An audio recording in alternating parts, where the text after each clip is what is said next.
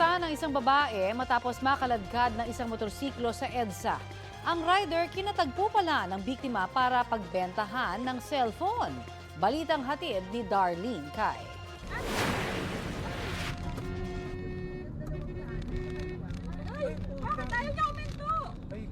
Tuloy ang harurot ng motorsiklong ito kahit may babaeng nakakapit sa likod at nakakaladkad na.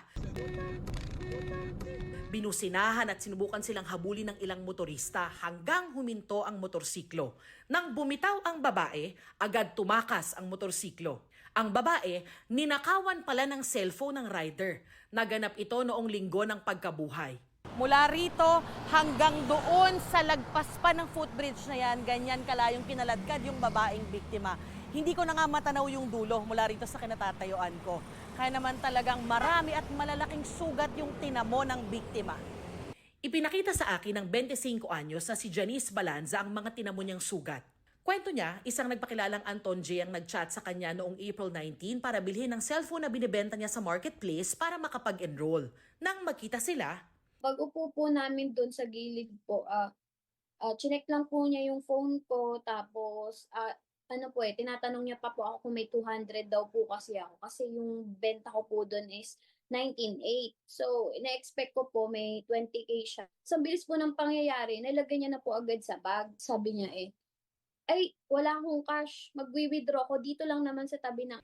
inabutan paan niya siya ng helmet at umangkas siya hanggang sa isang bangko. Pero pagbaba niya, bigla raw umandar ang motorsiklo. Tapos napahawak po akong ganun sa motor niya. Sa likod, dalawang kamay ko po. Tapos nakaladkad na po niya ako noon. Sumisigaw po ako ng tulong po, ganun. Tapos tinatawag ko rin siya, kuya ko. Tapos parang nag-lock po talaga yung grip ko noon kasi hindi ko po siya mabitawan eh. Tapos parang nag-blackout po ako noon na hindi ko po alam kung ano yung nangyayari. Basta sigaw lang po ako ng sigaw noon. Sa isang punto ay sinaktan pa siya para raw bumitaw.